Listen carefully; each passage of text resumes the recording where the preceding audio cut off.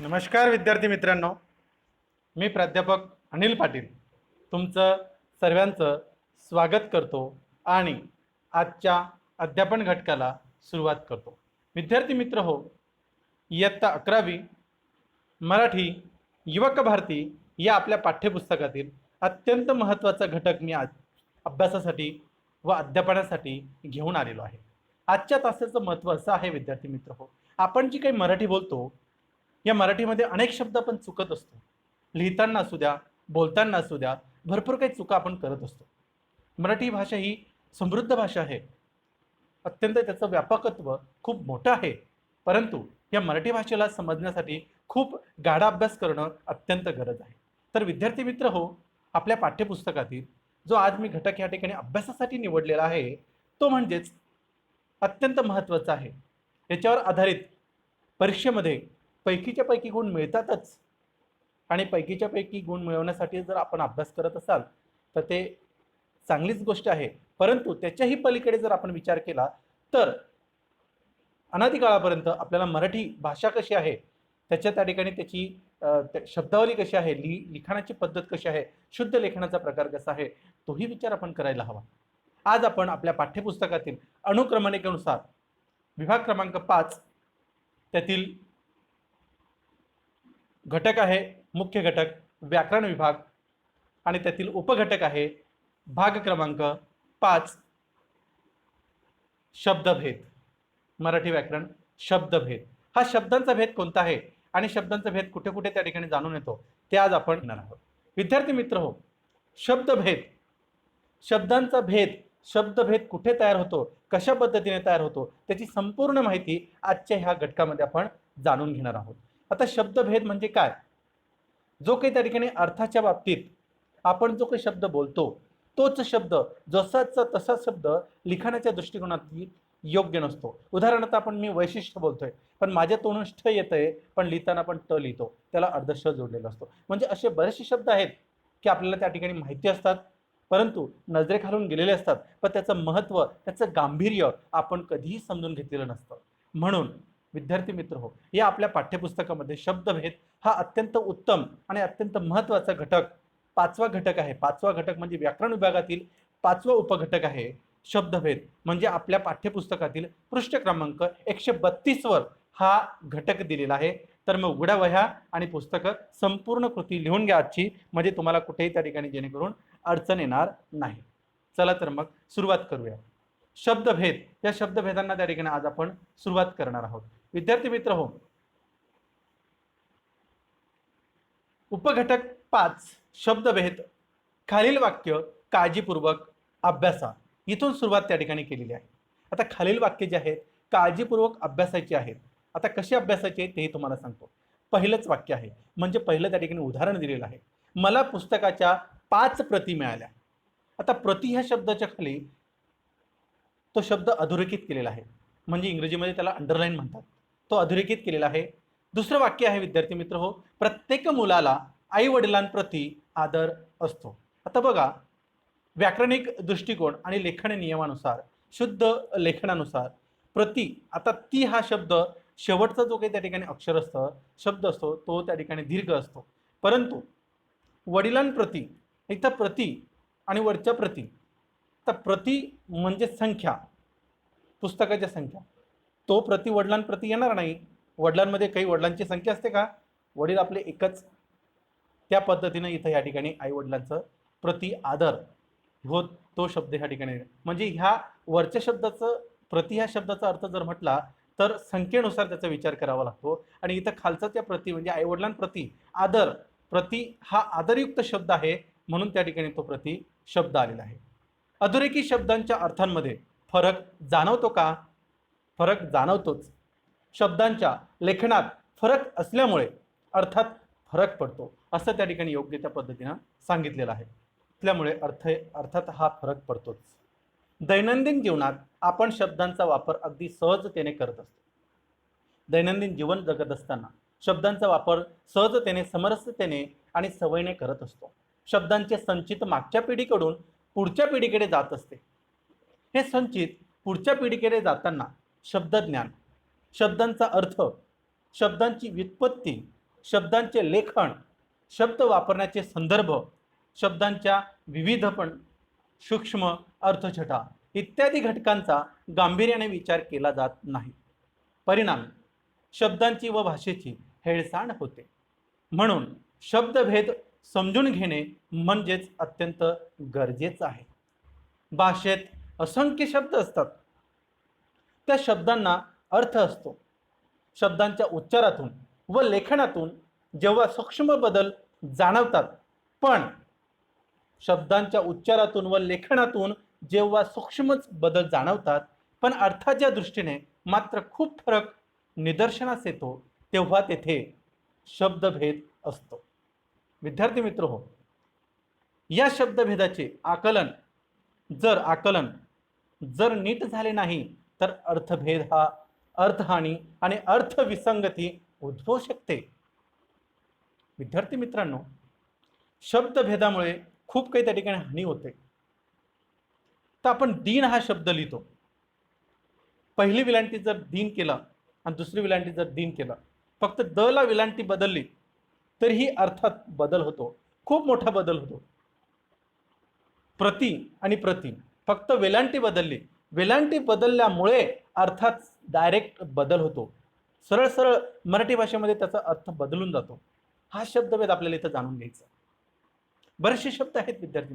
आता आपण वक्तृत्व म्हणतो, वक्तृत्व, पण लिहिताना कधी कधी प्रत्येकाने चुका होतात. मी किती त्या ठिकाणी जर अभ्यासलेलं असेल तरीही लेखन दृष्टिकोनातून माझ्यानेही चुका होऊ शकतील, तुमच्यानेही चुका होऊ शकतील. म्हणजेच ही भाषा जी आहे आपली मराठी भाषा खूप मोठ्या त्या ठिकाणी प्रमाणामध्ये कठीणही आहे, समजायला खूप कठीण आहे. जर ती एकदा समजली, तिला जर आपण जाणलं, तिला जर आपण व्यवस्थित ओळखलं, तिच्या पूर्ण अभ्यास जर केला, सखोल अभ्यास जर केला, तर निश्चितपणे सांगतो मराठी भाषा ही सर्वात कठीण तर आहेच, तेवढी सोपी आहे.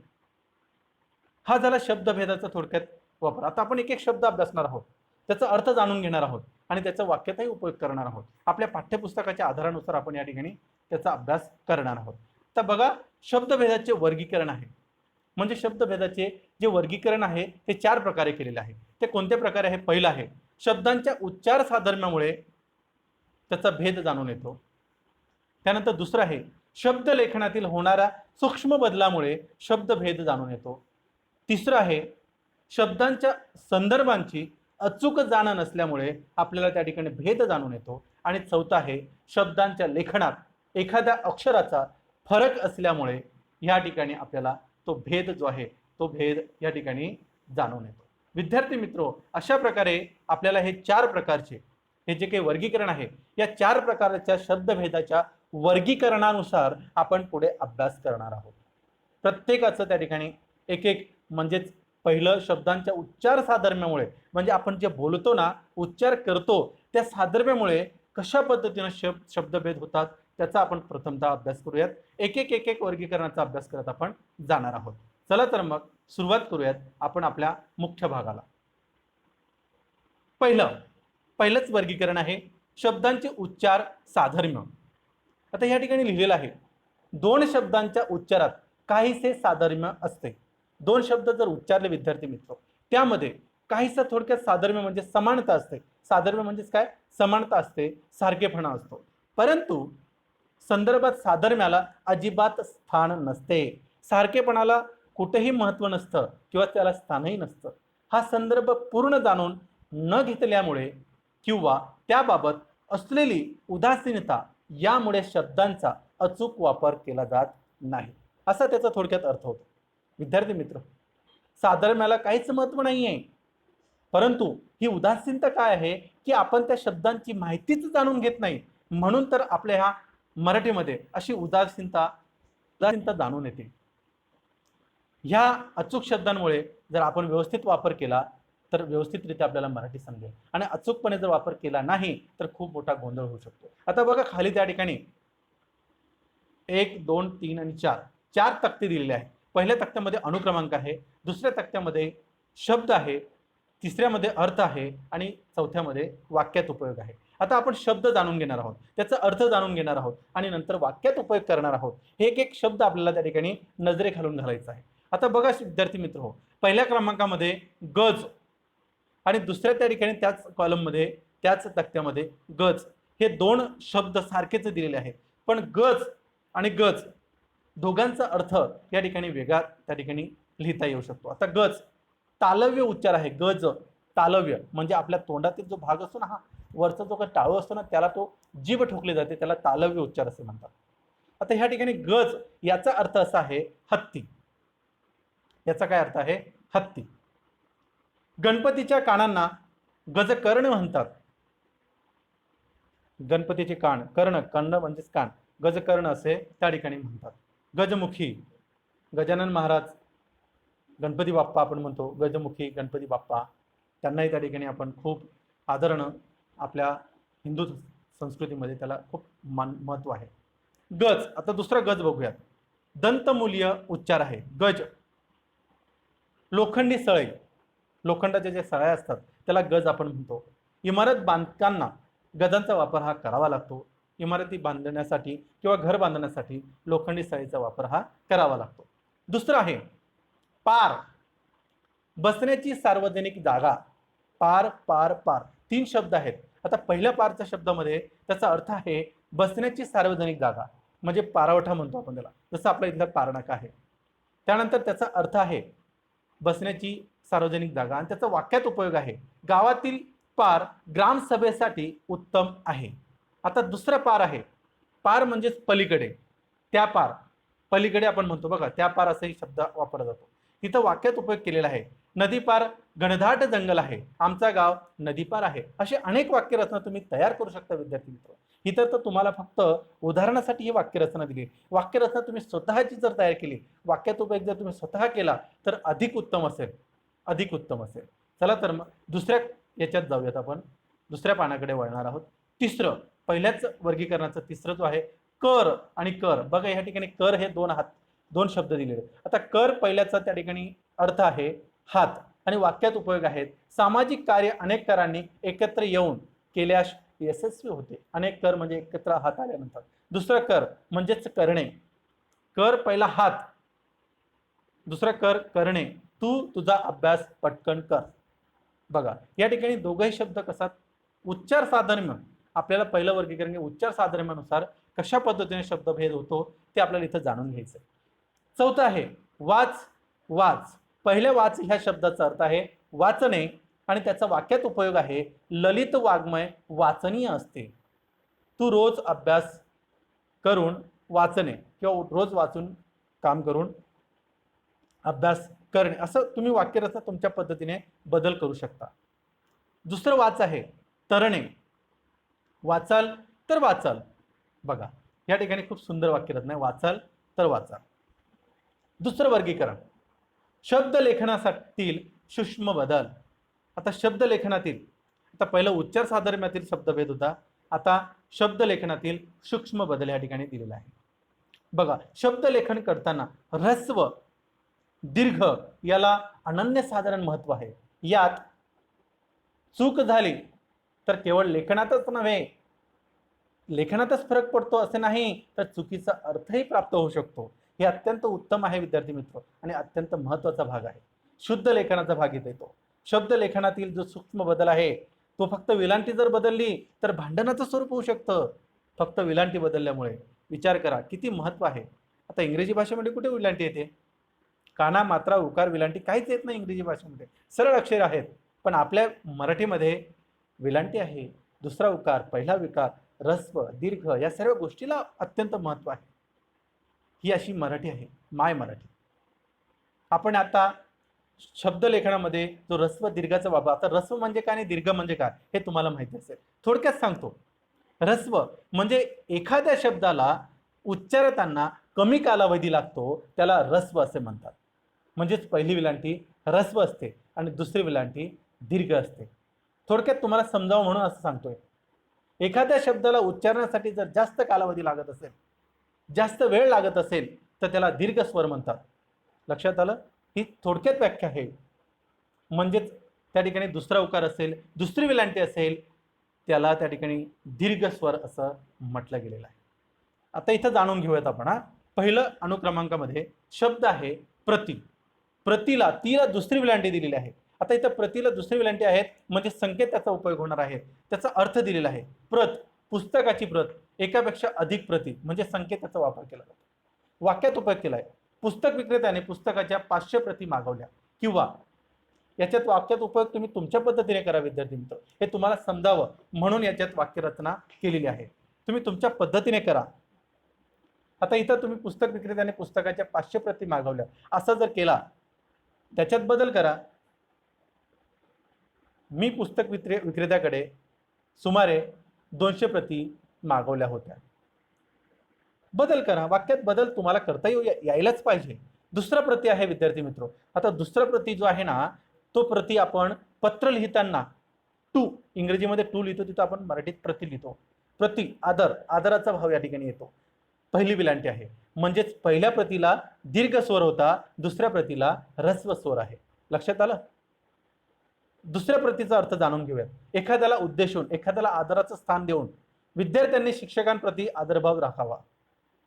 इथं वाक्यरचना तुम्ही पहिले जे वाचलं होतं ते, प्रत्येक मुलाने आईवडिलांप्रती आदरभाव राखावा। वाक्यरचना बदल होते। दुसरं वाक्य, दुसरे शब्द पाहूयात।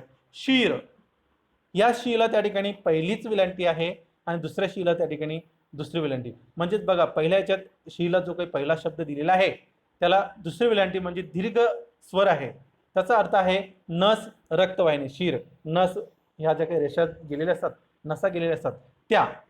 डॉक्टर रुग्णाला शिरेतून सलाईन देतात, म्हणजेच नसेतून सलाईन देतात। दुसरा शीर, पहिली विलांटी आहे। डोके, सर आपण म्हणतो बघा, शीर, डोके, मस्तक।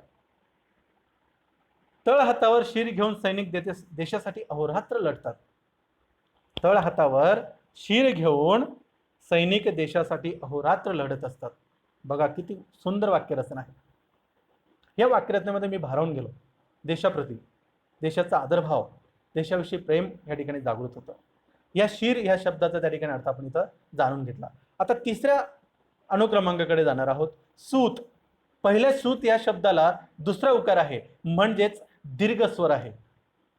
दुसरा उकार आला म्हणजे दीर्घ स्वर। आता सूत, त्याचा अर्थ या ठिकाणी दिलेला आहे धागा, आणि त्याचा उपयोग केलेला आहे वाक्यांमध्ये। स्वातंत्र्यपूर्व काळात सूतकताई करून खादीची निर्मिती करत असत, किंवा कपडे शिवताना सुताचा वापर केला जातो। बघा, वाक्यरचना तुम्ही बदलू शकता। वाक्यात उपयोग करत असताना तुम्ही तुमच्या स्वतःच्या वाक्यरचनेला अधिक महत्त्व द्यायचं आहे विद्यार्थी मित्र। आता दुसरा सूत आहे, दुसऱ्या सूतामध्ये पहिलाच उकार दिलेला आहे, म्हणजेच ऱ्हस्व उकार आहे। आता ऱ्हस्व उकारामध्ये विद्यार्थी मित्र हो, पुत्र आणि मुलगा, सूतपुत्र, कर्णाला आपण त्या ठिकाणी उद्देशून म्हणतो। सूत, त्याचा अर्थ आहे पुत्र, मुलगा,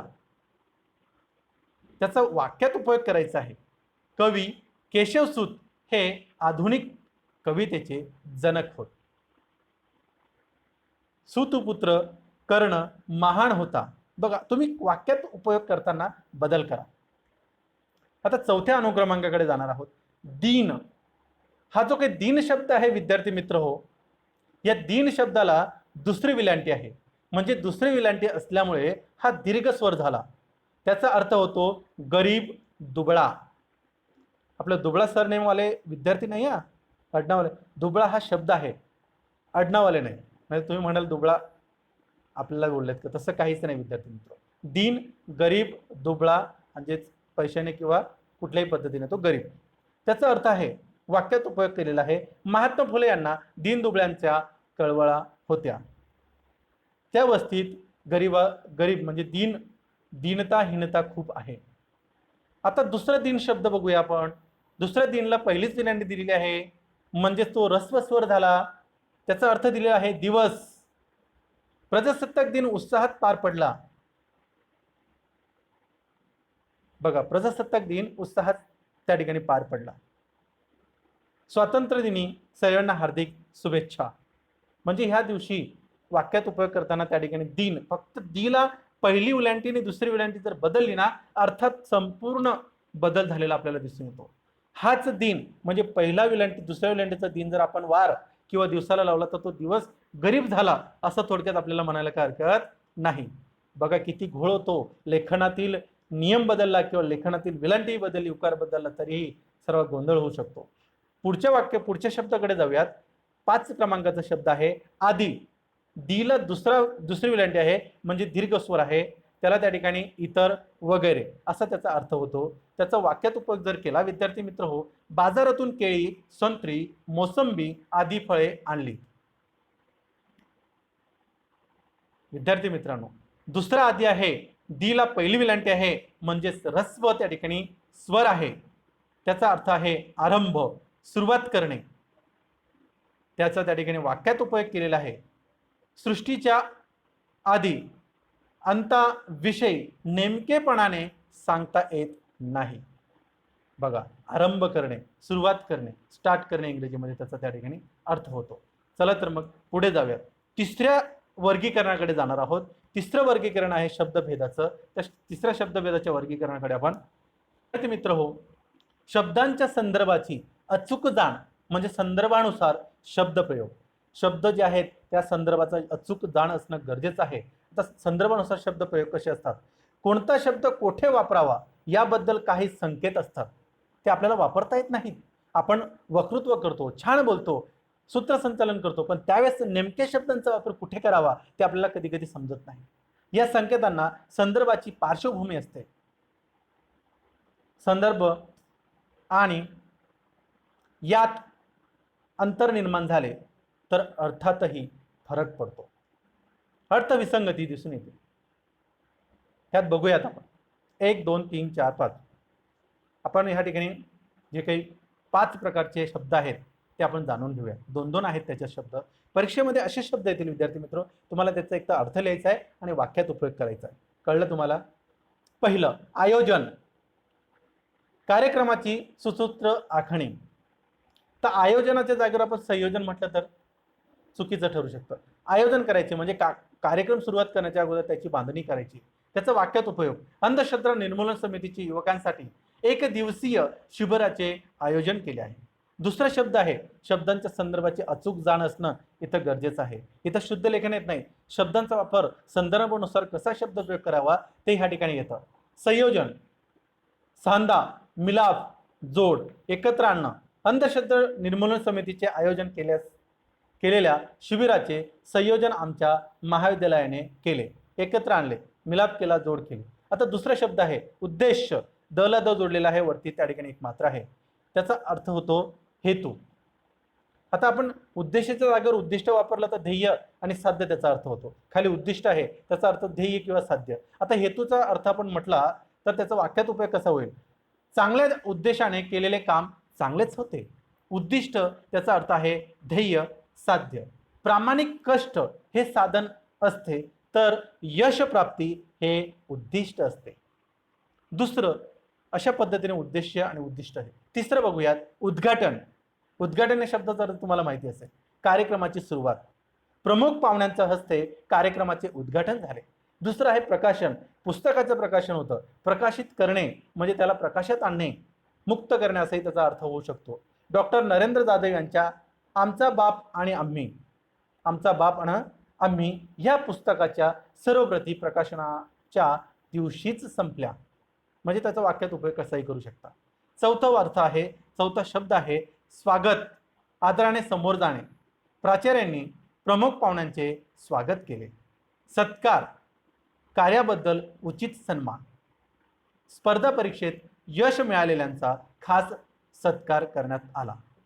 पुढचा शब्द आहे 5वा, पुरस्कार, सन्मानाने दिले जाणारे भरीव कार्याची दखल घेऊन दिले जाणारे बक्षीस. डॉक्टर भालचंद्र नेमाळे यांच्या ज्ञानपीठ पुरस्कार देऊन त्यांना गौरवण्यात आले. पुढचा आहे पारितोषिक. पुरस्कार आणि पारितोषिक मध्ये फरक आहे. पारितोषिक मध्ये कौतुक करण्याचे दिलेले बक्षीस असतं आणि वरतीही बक्षीस आहे पुरस्कार, तो सन्मान आणि कौतुक. पारितोषिक आणि पुरस्कारामध्ये फरक आहे. आज आमच्या महाविद्यालयात वार्षिक पारितोषिक वितरणाचा कार्यक्रम आहे. बघा, पुरस्कार हा एक ट्रॉफी, सर्टिफिकेट, मानचिन्ह सर्व गोष्टी त्याच्यात येतात आणि पारितोषिकामध्ये थोडक्यात रक्कम असेल किंवा एखादं प्रमाणपत्र असेल याचा वापर त्या ठिकाणी केला जातो. चौथा आहे विद्यार्थी मित्र हो, शब्दभेदाचा वर्गीकरणातला चौथं वर्गीकरण, शब्दांचं अक्षर फरकाने अर्थ बदल. शब्दांच्या अक्षर फरकाने अर्थ बदल म्हणजेच लेखनात एखाद्या अक्षराचा जर फरक केला तर काय बदल होऊ शकतो त्याचं या ठिकाणी दिलेलं आहे। दोन शब्दात एखाद्या अक्षराचा जरी फरक असला तरी अर्थात खूप मोठा फरक त्या ठिकाणी पडतो, खूप मोठा फरक पडतो। हा फरक समजण्यासाठी शब्दांची चांगली जाण असायला हवी। एक, परायण, परायण म्हणजे तत्पर, कर्तव्यपरायण व्यक्ती समाजप्रिय असतात। दुसरा, पारायण, साध्याती वाचन, सकाळचे त्या वाचन, संध्याकाळचं वाचन, धार्मिक पुस्तकाची भक्तिभावाने पारायण केली जातात। दुसरं, विदूर, द आणि ध याच्यात फरक एवढाच आहे विद्यार्थी मित्र, द आणि ध, हा द जो आहे ना, दोघं द मध्ये काय फरक आहे माहिती आहे का? हा पहिला द जो आहे ना तो ऱ्हस्व आहे आणि दुसरा ध जो आहे ना तो दीर्घ आहे। बघा, पहिल्या द ला उच्चारायला वेळ कमी लागतो, द बघा कमी वेळ लागला। आता ध, ध म्हणजे जास्त सूर जातो ना, म्हणजे तो दीर्घ स्वर आहे। लक्षात आलं?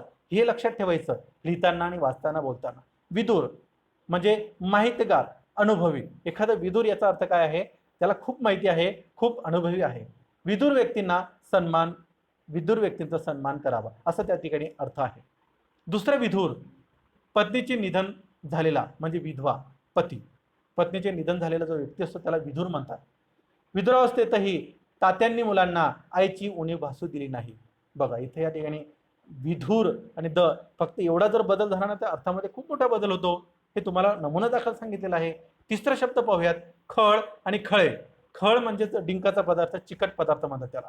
आपण खळ बनवायचो बघा, तुम्हाला आठवत असेल की तुम्ही बनवलं की मला माहिती नाही, आमच्याकडे डिंक नसायचं ना तर आम्ही काय करायचो, गव्हाची खळ बनवायचो। गव्हाचं चिकट पीठ असतं ना त्याच्यामध्ये त्या ठिकाणी गरम करून व्यवस्थित ते चिपकतो आणि आम्ही ते पुस्तकांना चिपकायचो, चिपकायचे ते खूप वेळ टिकायचं ते चिकट। त्यावेळेस आम्हाला डिंक उपलब्ध व्हायचं नाही, आता लगेच गल्लोगल्लीत लगेच डिंक त्या ठिकाणी ग्लू वगैरे तुम्हाला लगेच भेटतो।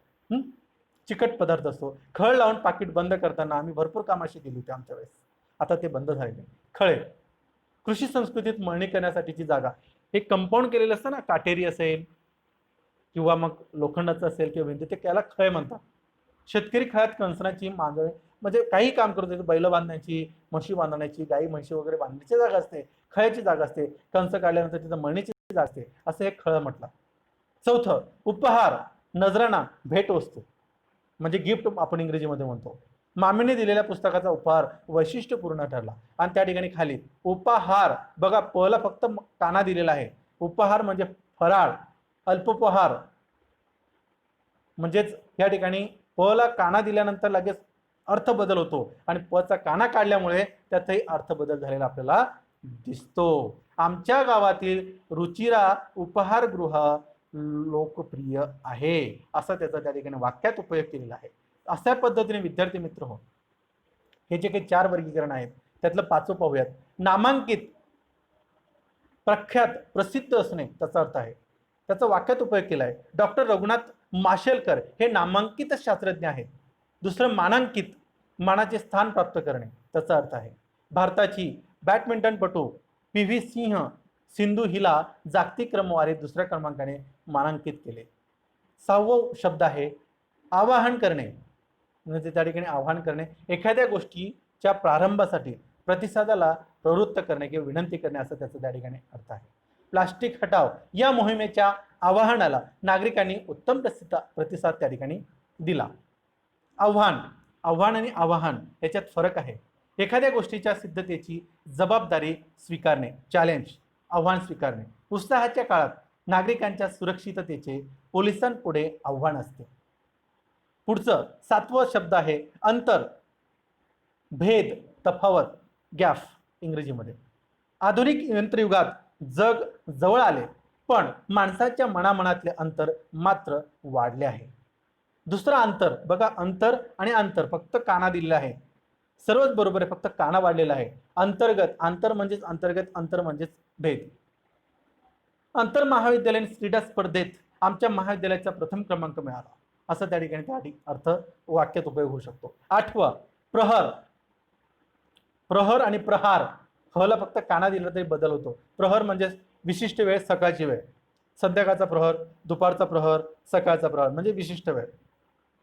कृष्ण सकाळच्या प्रहरी फिरायला जातो, बघा याचा त्या ठिकाणी अर्थ असं दिले, कृष्ण सकाळच्या प्रहरी फिरायला जातो। दुसरा, प्रहार, प्रहार म्हणजे आघात करणे, वार करणे, घणाच्या प्रहाराने मोठ्या दगडाचे तुकडे तुकडे होतात, अशा पद्धतीने शब्दभेद होतो विद्यार्थी मित्र। खाली दिले शब्द हे शस्त्र आहे, शस्त्राप्रमाणे धार करत असतात. ही विद्यार्थी दशेतच मिळालेली शिकवण स्वतःमध्ये रुजवायची असते तर शब्दांमधील भेद चांगले समजून घ्यायला हवेत, तरच आपल्याला खरोखर उत्तम वक्ताही होता येईल आणि उत्तमरित्या आपल्याला बोलता येईल, उत्तमरित्या आपल्याला त्या ठिकाणी शिकता येईल. अशा स्वरूपाचा हा भेद जाणून घेणं खूप गरजेचं आहे. विद्यार्थी मित्र हो, ह्यामध्ये आपण आपल्या इयत्ता 11वीच्या मराठीच्या पाठ्यपुस्तकामध्ये जो काही शब्दभेदाचा प्रकार आपण जाणून घेतला, पूर्ण शब्दभेदाचा प्रकार हे 4 वर्गीकरणामध्ये हे तुम्हाला त्या ठिकाणी समजलं असेल. याच्यात वाक्यात उपयोग तुम्ही तुमच्या पद्धतीने करू शकता. विद्यार्थी मित्र हो, आपण स्वाध्याय व कृतीला सुरुवात करूया. ह्याच मुद्द्यावर स्वाध्याय व कृती या मुद्द्याला सुरुवात करूया. शब्दभेद पाठ्यपुस्तकातील तुमचं जे काही पाठ्यपुस्तक आहे 135 म्हणजे 33-34 मध्ये त्या ठिकाणी असेल, 32 मध्ये पहिला मुद्दा आहे, 33 मध्ये दुसरा मुद्दा आहे, 34 मध्ये आणि 35 मध्ये ह्या ठिकाणी ही कृती आहे. खालील शब्दातील उच्चार साधर्म्यावरून कृती करा. 1 2 3 बघा शब्द दिलेले 4. पहिला 4चा त्या ठिकाणी अर्थ आहे चारणे. वाक्यात उपयोग करूया. गाईला गवत चार. दुसरा आहे 4 आकडा किंवा संख्या. त्यानंतर त्याचा वाक्यात उपयोग करूया. 4 मुलं खेळत होती. दुसरा आहे खोड, वाईट सवय किंवा छेड करणे. त्याचा वाक्यात उपयोग करूया. कृष्णा राधाची खोड काढतो. पुढचा खोड आहे झाडाचं बुंदा. झाडाचा जो काही बुंदा असतो तो खोड. त्याचा त्या ठिकाणी वाक्यात उपयोग आहे झाडाचे खोड मोठे झाले होते, असं त्याचा त्या ठिकाणी अर्थ करता येईल. हे लिहून घ्या विद्यार्थी मित्र, तुमच्या वहीमध्ये पूर्ण वाक्यरचना लिहून घ्या. वाक्यात उपयोग तुम्ही तुमच्या पद्धतीने करू शकता. आता शब्द लेखनातील सूक्ष्म बदल. पहिला आहे शब्द किंतु. पहिलाच उकार दिलेला आहे त्याच्यात परंतु पण. वाक्यात उपयोग आहे मुंबईला गेलो किंतु मित्राला भेटायचे राहून गेले. दुसरा किंतु आहे, दुसरा उकार आहे, दीर्घ आहे, शंका, संशय आहे. उत्तर त्या ठिकाणी वाक्यात उपयोग आहेत मनात शंका आल्यामुळे काम झाले नाही, असा त्याचा त्या ठिकाणी अर्थ करता येईल. दुसरा शब्द आहे पाणी. दुसरा त्या ठिकाणी पाणी म्हणजेच उदक, पेय, जल. त्याचा अर्थ त्या ठिकाणी असा होतो. त्याच्यात वाक्यात उपयोग करायचा आहे पाणी वाया घालवू नका, असा त्याचा अर्थ आपण वाक्यात उपयोग करू शकतो. दुसरं पाणी, पहिली विलांटी दिलेली आहे. ह्या ठिकाणी त्याचा अर्थ दिलेला आहे हात किंवा हस्त. याचाही त्या ठिकाणी अर्थ खूप सुंदररित्या दिलेला आहे. बघूयात आपण. श्री विष्णूचे दुसरे नाव चक्रपाणी आहे. म्हणजे ह्या ठिकाणी आपण अशा पद्धतीचा वापर करू शकतो. विद्यार्थी मित्र हो, हात हस्त इथे हा शब्द का घेतलाय? श्री विष्णूचे दुसरे नाव चक्रपाणी म्हणजेच श्री विष्णू भगवंताच्या हातावर चक्र आहे, ते सुदर्शन चक्र, त्यामुळे हे त्या ठिकाणी नाव आलेलं आहे. पुढचं पाहूयात आपण. तिसरा मुद्दा, संदर्भानुसार शब्द प्रयोग कसा असतो त्याचा त्या ठिकाणी वापर आपण करूया. पहिलंच आहे परोक्ष, समोर, प्रत्यक्ष बोलणे. वाक्यात उपयोग सागरच्या परोक्ष कृष्णा बोलला. त्या ठिकाणी अपरोक्ष त्याचा अर्थ आहे मागे किंवा पाठीमागे बोलणे. वाक्यात उपयोग करूयात कृष्णाच्या अपरोक्ष तो बोलत होता. पुढचा शब्द आहे विद्यार्थी मित्र हो जिवंत, प्राण असणे किंवा जीव असणे. वाक्यात उपयोग करूया माणूस हा जिवंत प्राणी आहे. त्यानंतर ज्वलंत, तेजस्वी, प्रखर किंवा धगधगीत. त्याचा अर्थ आहे उपयोग करूयात वाक्यात महागाई हा ज्वलंत प्रश्न आहे. विद्यार्थी मित्र, अशा पद्धतीनं आपल्याला स्वाध्याय कृती सोडवायची आहे. पुढच्या कृतीकडे जाऊयात. चौथी कृती आहे अक्षर फरकाने अर्थ बदल कसा होतो. पत आणि पथ, त आणि थ याच्यात बदल काय? आता पत याचा अर्थ आहे प्रतिष्ठा, किंमत आणि वजन. वाक्यात उपयोग आहे लहान भावाने मोठ्या भावाची पत राखली पाहिजे. पुढचं पथ आहे रस्ता, मार्ग किंवा वाट. त्या ठिकाणी वाक्यात उपयोग करूया जीवनाच्या पथावर विश्वासाने चालावे, असा त्याचा वाक्यात उपयोग आपण करू शकतो. आता दुसरा शब्द आहे सण, न बाणाचा आणि न नळाचा. याच्यात फरक आहे. सण सण दोघच आहेत. आता सण म्हणजेच वर्ष, कालखंड या ठिकाणी दिलेला आहे. 1947 हे वर्ष भारताचे स्वातंत्र्याचे आहे, असा त्याचा अर्थ या ठिकाणी दिलेला आहे. विद्यार्थी मित्र, दुसरा सण आहे उत्सव किंवा समारंभ आपण त्याला म्हणतो. तो म्हणजेच दिवाळी हा सण प्रकाशमय असतो. म्हणजे अनेक सण असतात, दिवाळी, दसरा, अनेक सण उत्सव आपण त्या ठिकाणी साजरे करत असतो. चला तर मग पुढच्या कृतीकडे जाऊया.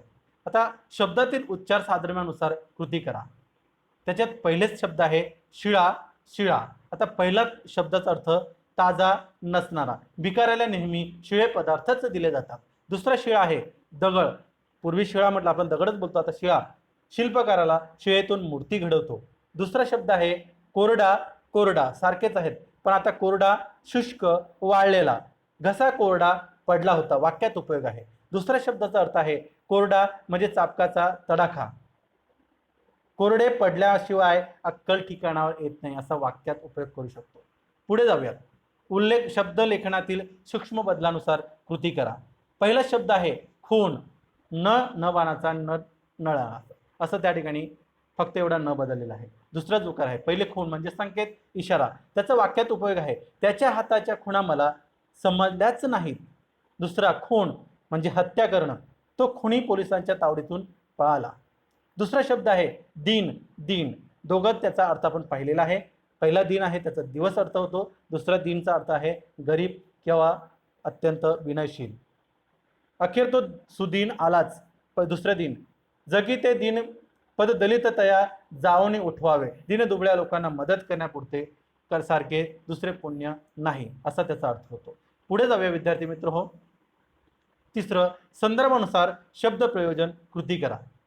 पहिला शब्द आहे अस्वस्थता म्हणजे अस्वस्थ, बेचैन, अशांतता. त्याचं वाक्यात उपयोग अनंतरावांना अचानक अस्वस्थ वाटू लागले. दुसरं अस्वास्थ, अस्वास्थ आणि अस्वस्थ. बघा या ठिकाणी फरक आहे. आजारी, शारीरिक अस्वास्थामुळे तो परीक्षेत बसू शकला नाही. दुसरा शब्द आहे चतुर्भुज, चार भुजा असलेला, बेडा ठोकलेला. चौकोनात चतुर्भुज म्हणतात. पोलिसांनी चोराला चतुर्भुज अवस्थेत न्यायालयात नेले.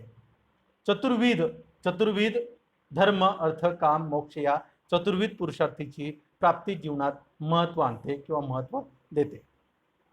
पुढची कृती आहे अक्षर फरकाने होणारा अर्थ बदल, त्याची कृती करा. पहिला शब्द आहे वणवा. जंगलाला लागलेली आग. वणवा लागला की प्राणी व पक्ष्यांची पळापळ सुरू होते.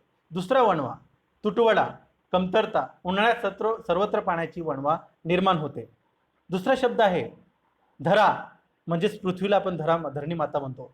जमीन, आपली धरा ही आपली आईच आहे. दुसरी धरा म्हणजे धारा, त्या ठिकाणी प्रवाह, पाण्याची धार, प्रवाह, वर्षाव. येत्या पावसात म्हणजे येणाऱ्या पावसामध्ये पावसाच्या धारा सौंदर्य सृष्टीच्या अत्यंत रंग न्याराच त्या ठिकाणी दिसून येतो असा त्याचा अर्थ आहे. विद्यार्थी मित्र हो, या ठिकाणी शब्दभेद हा आपला इयत्ता 11वीचा व्याकरणातील शेवटचा जो काही भाग आहे 5व्या क्रमांकाचा तो संपलेला आहे. त्याच्यावर आधारित सर्व कृती संपलेली आहे. जे काही 4 प्रकारचं वर्गीकरण होतं, जे काही उच्चार साधर्म्य असतील किंवा लिखाणाच्या बाबतीत असेल, शब्दभेदाच्या बाबतीत असतील, याचे काही 4 प्रकारचे आपण शब्दभेद पाहिलेत, त्यांचं वर्गीकरण पाहिलं, अनेक शब्दांचा उच्चार आपण या ठिकाणी पाहिला. तर हे जर तुम्ही निश्चित जाणून घेतलं तर तुम्हाला मराठी लिहिताना, मराठी बोलताना कुठे त्या ठिकाणी शब्दांचा वापर करावा त्याचंही त्या ठिकाणी 4थ्या मुद्द्यावर वर्गीकरणामध्ये आपल्याला सांगितलेलं आहे. तर तुम्हाला निश्चितच संपूर्ण मराठी समजून जाईल. त्याचा ह्रस्व दीर्घ या गोष्टीचाही विचार करावा लागतो. चला तर मग या ठिकाणी आपला हा जो काही कृतीयुक्त अभ्यास होता, स्पष्टीकरणाचा अभ्यास होता, म्हणजे संपूर्ण शब्दभेदाचा जो काही अभ्यास होता तो पूर्णतः संपलेला आहे. इथंच थांबतो विद्यार्थी मित्र हो. तुम्हाला त्या ठिकाणी धन्यवाद व्यक्त करतो, कारण तुम्ही संपूर्ण व्हिडिओ माझे पूर्ण पाहतात आणि खरोखर मनाने तुम्ही त्या ठिकाणी अभ्यास करतात. विद्यार्थी मित्र हो, खरंच सांगतो, अभ्यास करा. काही समजलं नसेल तर वैयक्तिक फोन करा, मी तुम्हाला परत समजवण्याचा निश्चित प्रयत्न करेन. आणि समजले असेल तर व्यवस्थित लाईक, कमेंट्स आणि सबस्क्राईब करणं विसरू नका. तत्पूर्वी धन्यवाद, विराम देतो आणि पुढच्या तासाला लगेचच तुम्हाला भेटतो. धन्यवाद विद्यार्थी.